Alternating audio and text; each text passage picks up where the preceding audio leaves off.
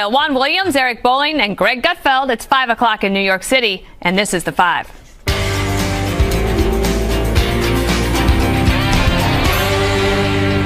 A big surprise at Trump Tower this morning as rap star Kanye West meets with President-elect Donald Trump. Details on what they discuss later. But first, new developments on the transition front. The president-elect confirms he will nominate ExxonMobil CEO Rex Tillerson to be Secretary of State. Former Secretary of State Condoleezza Rice praised Tillerson as a, quote, excellent choice. And former Defense Secretary Robert Gates called him a man of great integrity who will protect the interests of the U.S. Many Democrats are raising concerns about Tillerson, but Charles Krauthammer has a warning for those lawmakers. If the Democrats go after Tillerson on the Russia ties, it will be a delightful festival of hypocrisy. For 20 years, I've been as soft on the Russians as you can come. And then all of a sudden, they have discovered that the Russians are not our friends. So this is quite a flip-flop. And well, look, the famous moment all of us remember, Obama mocking Romney for saying that the Russians are a big threat. Now, all of a sudden, they're becoming Cold Warriors. I don't think it's going to look very good. Yes, that's right. We did talk about that a little bit, and that show was after ours. So maybe everybody's watching The Five. Eric, I wanted to ask you something about. No, that was a compliment to us and to the rest of everybody else at Fox and Charles Krauthammer. Yeah, we're just following his lead over here. One of the things that people usually ask themselves is, why don't more people that are in business ever want to be in government? Now you have a situation where the president-elect is leaving business in order to go into government, and you have the Secretary of State chosen to leave ExxonMobil, a gigantic company, one of the biggest in the world, to go into government. Good thing. It's a fantastic thing. I think it's great for America that we can get the titans of business to come over to basically, I mean, this is going to sound terrible, but you make about $205,000 a year as the Secretary of State. This guy probably make $205 million a year. He says, I'm going to forego that to come over. And it's called public service for a reason. You are serving the public. He could be better suited continuing his career. Now, Rex Tillerson was going to step down, I believe, in a year anyway. He was going to leave Exxon. He was going to retire. I just think it's fantastic to have such successful people in various forms, in various spots in the government. Anytime you can stack your team with the best players from different, it's like a football team, Juan, right? You put the best players on your team. If you got to move a quarterback to wide receiver, go ahead and do it. As long as you have the best athletes on the field, I think Trump is accumulating the best athletes in the political field. But it isn't without controversy, Juan. So what is your take on this, or what are you hearing from some consternation on the left and the right, especially about possible ties to Russia? Well, just continuing picking up on Eric's analogy, I think this is bringing in superstars. But the thing is, if you bring in a superstar singer to a football team, people are like, because he has no experience in politics. What you could say is he has experience in dealing diplomatically with leaders of all sorts of foreign nations. What was that word? Diplomatically. That's what I said. Top diplomat. No. Different is you're trying to make a profit, or you're trying to understand the best interests of the United States of America. And that's why you hear complaints from people like Amnesty International about human rights records, or that's why you hear complaints from people who are concerned that, in fact, when you talk about issues like climate change, that ExxonMobil, protecting their own profits and interests, has long been trying to downplay the impact of climate change on the world. But you also hear then from Republicans, and this is what I think everybody needs to tune into, because there's a big push on now to get Condi Rice, Robert Gates, and the Republican establishment to endorse him. But guess what? There are lots of people, McCain, Graham, and others who say, what's this with best friend of Vladimir Putin at a time when we're worried about the effects of the Russian hacking on the election? It just doesn't look good. It's going to be a big confirmation conflagration. But Kimberly, too, looking back, though, when Romney was a candidate for president and he brought up concerns about Russia, the left, especially even President Obama during the re-election campaign during that debate, mocked him and was dismissed. And now the left is worried about Russia. I have concerns about Russia too, but I mean, it's a little hard to swallow that now all of a sudden they're concerned about Russia on the left. Right. I mean, but the right's always concerned. But this about is just another example of the height of liberal hypocrisy, and this is just another attempt, a poor, weak attempt to try to cast aspersions on a very strong pick, somebody who's a patriot who wants to serve this country who's highly regarded by those that we admire, like Condoleezza Rice, who suggested this pick to the president-elect Donald Trump. And I have a quote here from Rex Tillerson I think is pretty compelling. He said, "The global free market for energy provides the most effective means of achieving U.S. energy security by promoting resource development, enabling diversification, multiplying our supply channels, and encouraging efficiency and spurring innovation." Those principles and that specific ideology can be applied to the Secretary of State position. You want somebody who is not going to be duped or fooled by these international foreign leaders. There's a lot at stake here in terms of what we're dealing with overseas, a lot of the number of conflicts that we're engaged in. This is somebody who isn't just brand new to the table, that's not going to have any idea. He's going to be well versed in what's happening internationally and be able to apply his skills of diplomacy that he used on behalf of Exxon to take it to business grades on behalf of the United States. I did hear some interesting criticism today, Greg. Actually, I read it about because Rex Tillerson has been in the corporate world so much, and he's been a good soldier in terms of ExxonMobil, and like doesn't talk about anything. So nobody really knows what his personal political philosophy is, which doesn't necessarily bother me, but gives others some pause. Well, we know that Robert Gates and Condi likes him. Has nothing to do with the fact that they might have worked for him. But anyway, this is Exxon was a client of their company. Yeah, the two words here are pendulum swing. We're moving from babies to adults. Imagine it's Donald Trump is essentially coming home from work, and he's having all the little kids put on their jammies and sending them to bed while he goes to play bridge and drink gin. That is what you're seeing metaphorically with what's happening in this shifted administration. Think about all the childlike fantasies that we've had to tolerate for the last 8 years.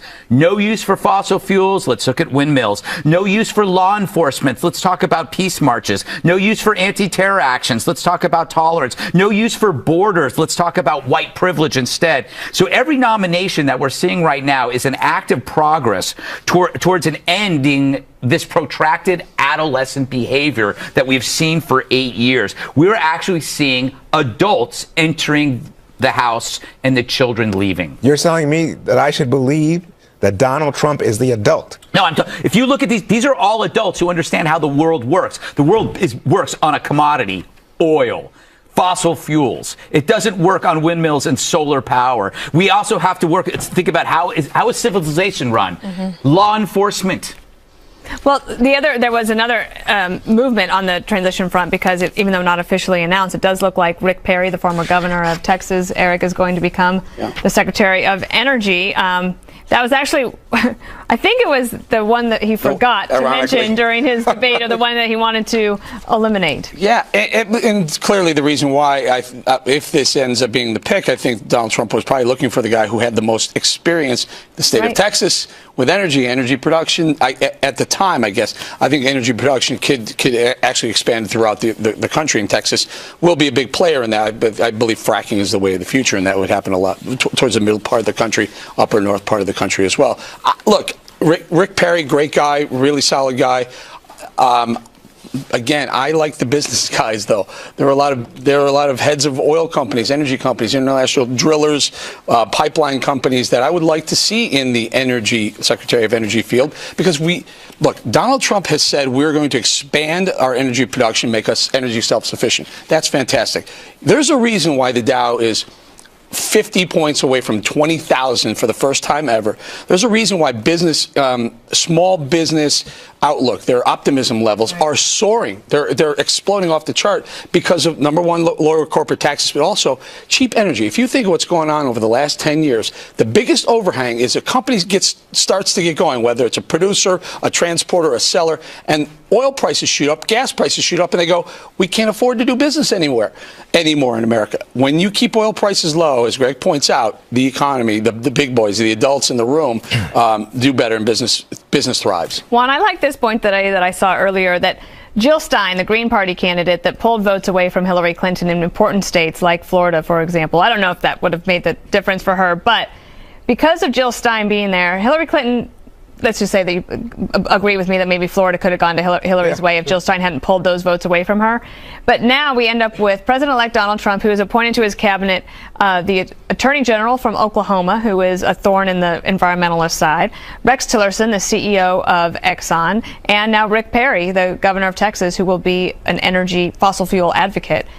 What do you think of that? Well, I think it's ironic, isn't it? Because I think the left is getting sort of their comeuppance, because here you had a moment where people who were in love with Bernie Sanders say, oh, you know, Hillary Clinton's kind of blasé, status quo. I'm not going to vote, especially in states like North Carolina, but you can go up north into Michigan. You know, a lot of people far left just said, no, can't take it.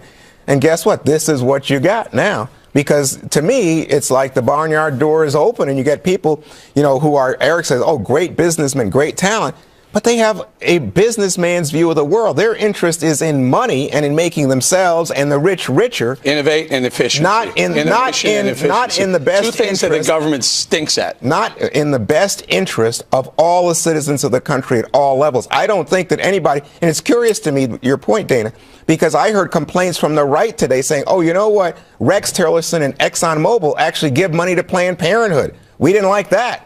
Right? Oh. Well, and there's some on the far right are saying, well, he actually said positive things about the Paris deal, the climate deal. Yeah, but I think that, Kimberly, he can move from being CEO of Exxon to being the Secretary of State and have different. He certainly can represent the interests appropriately. Absolutely, and he was set to retire anyway from Exxon as CEO. That was coming up just in the beginning of next year. So now he's chosen to serve the country, and I have absolutely no doubt that he's going to put all of his efforts, best efforts forward, putting America first and making sure that we are well represented throughout the international community and respected by somebody who actually gets it done and has a tremendous record at Exxon. I think he gets a big tax break for selling off all his riches. This is important, and you're 100% right. Yeah, I know. As a cabinet member, you get an exemption. You have to divest. Okay, you can't put it in trust and hold it. You have to divest, and when you do, you're allowed a tax exemption on all the money. So in other words, if you have accumulated wealth, because it's considered public service. This is a lot. So this is a very one of the big reasons why some of these guys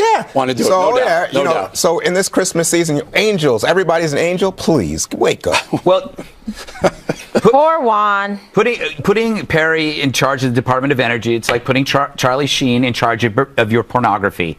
We know what's going on, but this is refreshing because the left has operated so long under the idea that their dorm rooms were heated by magical thinking and folk music. This is how the world works. All of these people that are being tapped have some kind of link to the real world, how things are made, not how things are thought of. Right. And that is a huge difference. And people aren't, I think that's why the left is convulsing, because you're seeing a shift from magical thinking to the hard, cold reality of doing things. Right, from meta theory to practicality. And that's what I like. Coming up, is the left trying to undermine President-elect Trump's election victory? We'll play the tape and let you decide when the 5 returns. Welcome back. It's no secret that President-elect Donald Trump's election victory has blown the minds of liberals and anti-Trumpers everywhere. First, the recounts, then the claims of alleged Russian hacking. We should note, however, there is no evidence of the Russians interfering with the election. So you really have to wonder if the sore losers are just trying to undermine Mr. Trump's win. The president-elect, in some of his political events, specifically said to the Russians, hack Hillary's emails. The Electoral College and I have learned a lot in recent weeks about it. It was intended that the electors deliberate. One of the reasons why it exists is to protect against a foreign government from interfering in our elections. So, pretty stunning. Isn't it time for him to step down? I mean, he has to step down before the inauguration, before they give him the nuclear codes. I mean, do we have to wait till the hammer and sickle is on the American flag before we stand up to this guy? Oh, brother. All right, Greg, can I start with you with the, if you want to take Joy Behar on, go ahead. But Obama making fun of, the Russians helped elect Donald Trump. He was the one who said to Mitt Romney, hey, the 80s want their foreign policy back. Here's what we know the Russians didn't do. They didn't blame Benghazi on a video. They didn't let Hillary Clinton get a secret server. They didn't alienate the American public with identity politics. They didn't tell her to cruise through this election on her gender. They didn't tell her to lie. But having said that, they didn't push the video. They didn't push the video. And they didn't call us or them deplorables. Yeah, exactly. Right. But you can hold two competing thoughts. Hillary can suck eggs, be the worst candidate ever, but the Russians can still meddle because the Russians are the Russians. It's what the Russians do. So we can't have the foresight of goldfish. What goes around comes around. They will come after us, and we've got to be very careful about this and understand that we have to investigate, because if they still have something, they're going to use it. Russians will always use what they got. We cannot jettison our principles because we got what we want. We got Trump in. Yay. That doesn't mean we let the Russians off the hook. Okay, Dana, Reince Priebus was on this morning, was on Fox and Friends, I believe, this morning, saying, look, the RNC was not hacked. We don't think we were hacked. There was an attempt at it. The CIA claims that there was a hack. FBI says no. The DNI today said they don't see an actual hack. Of the RNC. Of the RNC, right. But that's why I do think that this investigation is worthwhile, because you have several different intelligence apparati. Thank you. And they have a different opinion. That's why you have an investigation, if you want one, just to see, because I think both things can be true. I also think that at the same time, the Democrats can be really missing the reason that they lost. And I think that will hold them back from being winners in the I hope they miss the reason. I really hope it. Reason. How could we miss Jim Comey? I don't know how you missed Jim That's Comey. why. That's one of the big reasons. But I think the Russians are a big reason. And the idea, what is so fascinating to me is that on the right now, the bottom line is, let's politicize this. If you are for Donald Trump, ignore the Russians. And let it be the Democrats' problems and charges of hypocrisy against them. What hypocrisy? Everybody at this table would agree that ISIS and Islamic terror is a threat to the United States. And that was Obama's point when he was talking to Romney about the Russians. But now it's, the Democrats never said a word about the Russians. How ridiculous is this? Anyway, my point to you is when Can you just do me a huge favor? Can you explain, and I'm having a hard time understanding what the left is saying, how did the Russians influence the election by hacking into the DNC and not hacking into let me see. All those leaked emails that went to Podesta, you think that's a problem? And who leaked? Do you think? Yes, leaked by who? And who did that? Exactly. We don't know who did that. No, I think 17 intelligence agencies have said this was the Russians, but some people don't want to hear. Go ahead, KG. Yeah, listen, I mean, this is, look, nobody's saying don't pay attention and keep a close eye on Russia and make sure, because of course we're very concerned about cybersecurity. We're all very concerned about what's going on with China, with North Korea, and with the Russians in particular. The intelligence agencies have been consistent in keeping a close eye on Russia. This does not discount or explain the historic, catastrophic loss by the Democrats, by Hillary Clinton, for a poor candidate who was hugely corrupt, that had problems from the beginning, that thumbed her nose at the laws, thumbed her nose at the American people, and thought that she was too big to fail. With the Clinton Foundation, with the email servers, with the lies about Benghazi, all of it. That is why she was unelectable, and that is why she got smoked by President-elect Trump. I find it unbelievable that people seem to forget. This is less than 1% decided in the last week of this election, and you said, terrible candidate. She was a flawed candidate, but guess what? She got almost 3 million more votes than Donald Trump. And he got, 60 metropolitan cities like New more York. Electoral college. Right. Here's the thing. You can't blame the Russians for the fact that we got 30-plus governorships and we've got all these legislatures, we got all these congressmen and senators. Right. So Trump is, in a way, part and parcel of that trend. Wave. It's the wave. You can't say, the Russians just helped him and didn't help them. It's the wave that kind of went forward. However, I have to agree with Juan. If you see an elderly woman getting mugged, you know it's wrong.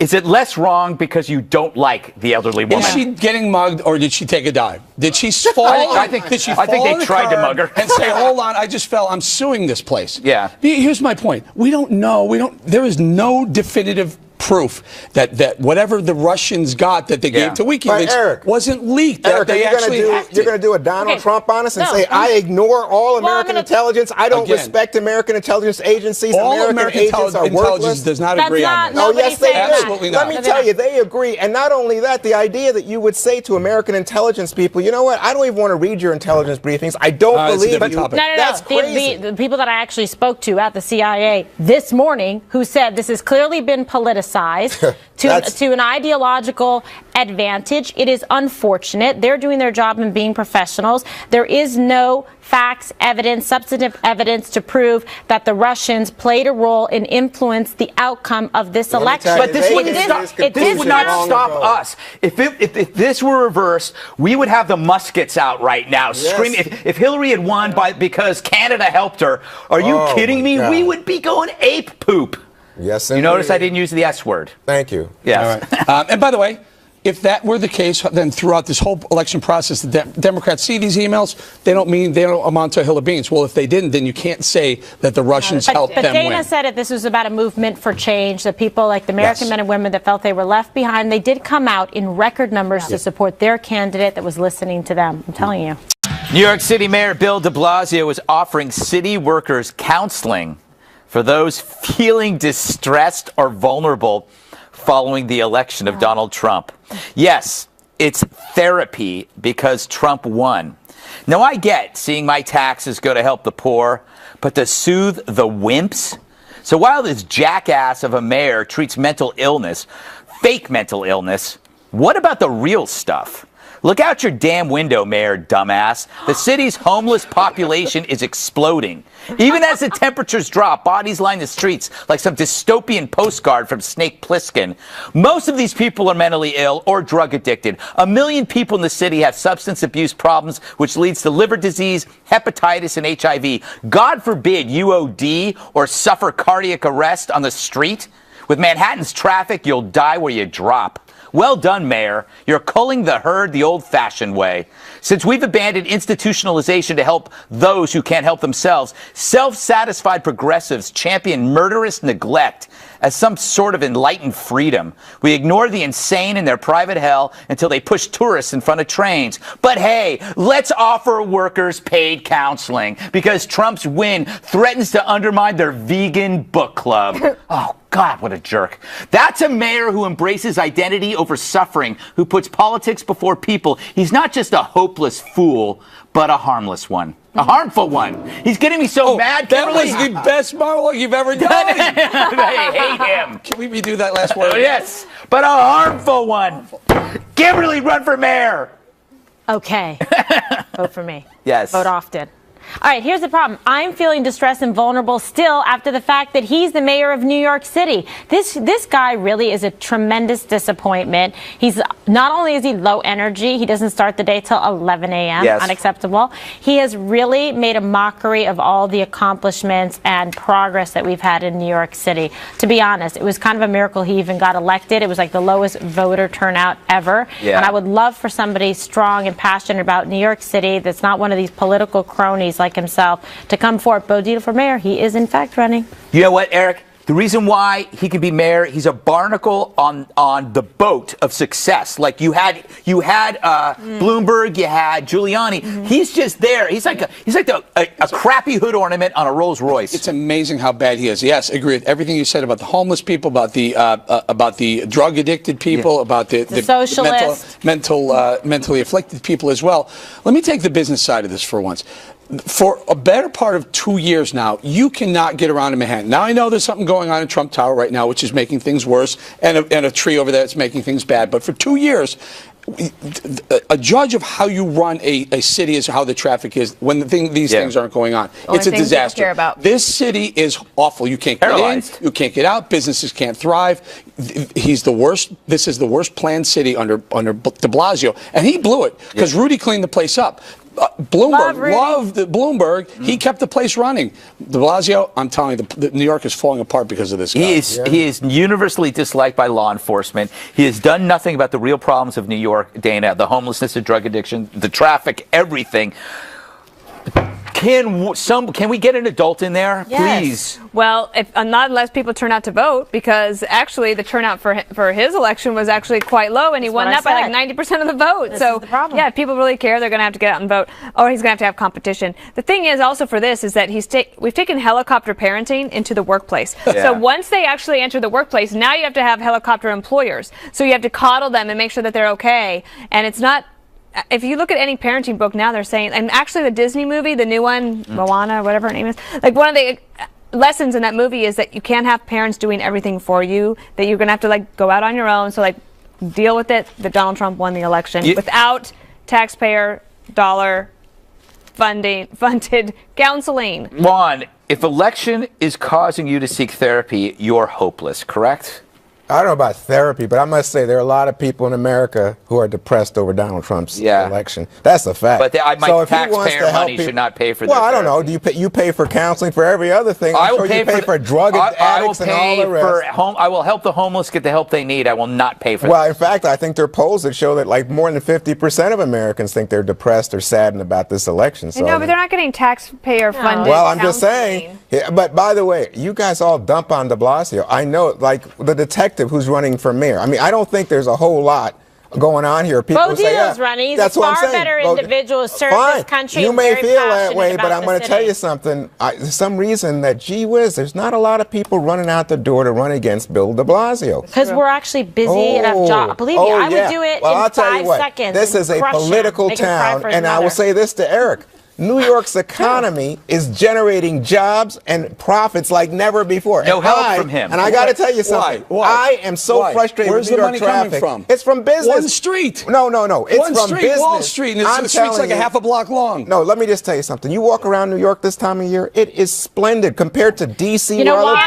You have to walk. You have to walk because you can't drive anywhere. It takes an hour and 15 minutes to get from New the York east to is the a west. shining gem in America. It's a paralyzed gem. Yeah, I Nothing's agree. moving. I had to get out of my car today to walk over here because it just wouldn't move. That is live. That's a live picture right now. Yeah. If you had some sort of city management, a city manager that could work that out. That's not the point, Eric, because your point was this is Bill de Blasio's fault. You know whose fault this is? Big Bird de Blasio. Who shut down Times Square? I think his name is Michael Bloomberg. That's not why, Juan. Oh, yeah, it is. He's got a construction project. He's got a road ripped up on every other street. I agree, but you know what I think? Like I don't Seinfeld. understand why Bloomberg and the like they want bike paths here and there. I hate bike Why paths. don't they get these trucks out of here I'm during gonna the tell you, day? you go down here, you bump your head in the car. It's a whole situation. I'm telling you, sometimes I'm like, whoa, KG, where are you? Are you in Kandahar? Where are you? How could this be happening? Right. Yeah, well, I just think we need better. But it's not de Blasio. You want to blame de Blasio? You act as if every other mayor. It's the most mismanaged city in the world in the last 2 years. Oh yeah, It's that's terrible. why it's doing. Totally if it's so inefficient. mismanaged, Rising buy me in because it's doing great. Homelessness, drug addicted, confused. Oh, stop. Yeah, I should visit some of these other New towns. York's not winning I got to anymore. tell you, it's getting bad. It's getting bad. I didn't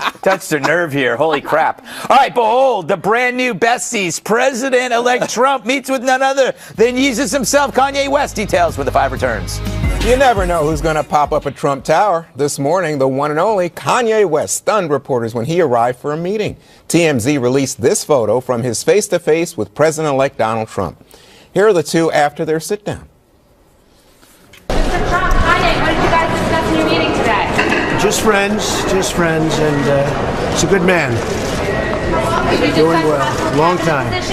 We've been friends for a long time. Life. We discussed. West later tweeting he wanted to meet with Trump to discuss multicultural issues. Now, from what I understand, Kimberly, Kanye West was here, TMZ reported, looking for a psychiatrist, and he goes to see Donald Trump. Any connection? Okay, I don't know about looking for a psychiatrist. I know that they've been friends a long time, and I like this kind of outreach. I think, and what Kanye said too is you've got to try and communicate and work with the other side, try to unite. I think that's a positive message. I'm glad that he's there. There's many others that are in his field that would not come forward and try to show respect for the president-elect and continue the message. But not only was Kanye there, but it was interesting because Bill Gates was there, and he actually compared the president-elect to Kennedy, to JFK, in a statement saying there can be a very upbeat message that Trump's administration is going to organize things, get rid of regulatory barriers, and have American leadership through innovation. I like this idea of working together for United America innovators, you people like Bill Gates, and now we need Warren Buffett to come on Eric, board. is this like Hillary Clinton with Beyonce and Jay-Z? Is this all cultural now? Is this bigger than politics? It's just cultural? I don't know. I'm not sure why he went. What was the purpose of the meeting? I know Kanye West was against Trump first, and then he became for Trump, and then he had a mental breakdown, and then does the guy just need the camera? Does he need the spotlight that badly? He'll just go seek it out wherever? Didn't make a lot of sense to me. What do you think, Dana? Well, I think that President Obama met with all of the celebrities, and the left rightly mocked the right when they had furrowed brows about all of it. And I think if somebody calls you up and they want to meet you and you're in the transition period and you've got time to do it, do it. Greg? Yeah. They're putting out a record. Oh, is that right? Yeah, you guys, I just got off the phone with my sources, John Roberts, and he's actually got a car phone. Clive is going to produce it. Yeah, but he's got a car phone in his cruise, so it's really nice. But they're going to put out a record. It's going to drop. That's what the kids say. It's going to drop. It's so hip in 2017. So somebody upgrade John Roberts. One more thing coming up next. Chevy.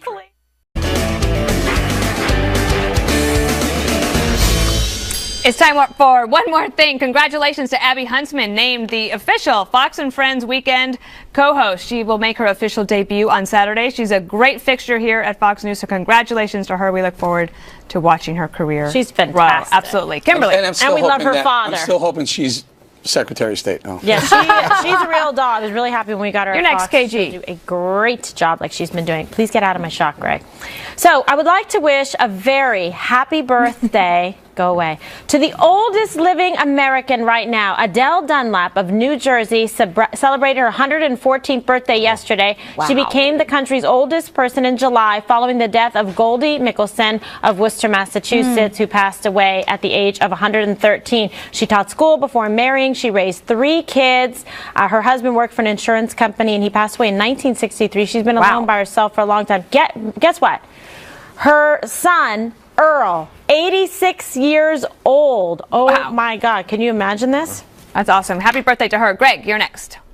It sucks being the oldest person because there's just because everyone waits for you to die. Yeah, somebody else is waiting for you. Is waiting for you just to die. going. Aren't you the oldest here? I am. I got an article. 1 minute left. I got an article on FoxNews.com. Best albums of the year. Everybody makes fun of this. That is so article. photoshopped. You look way thinner. Lon, you're next. All right. So, baby, it's cold outside, but warm, exciting news for the Williams family. My youngest son, the Republican Rafi, got engaged this weekend, and it was elaborate, let me tell you. Started with Rafi being driven by his big sister to propose to Morgan, his girlfriend. Says he wasn't nervous. He surprised her while she was out running on the mall, the National Mall, and she happily accepted. To celebrate that night, we had the entire family, including all the future in-laws, together. Wow. Congratulations, Rafi, and congratulations to Morgan. Welcome to the family. We're so happy to have you. Yay! All right, Republicans do it Very better. quickly, no time for my one more thing. Just to reiterate, John Roberts, congrats, and also Abby Huntsman, 2 great promotions. Congratulations. All right, that's it for us. Special report right next.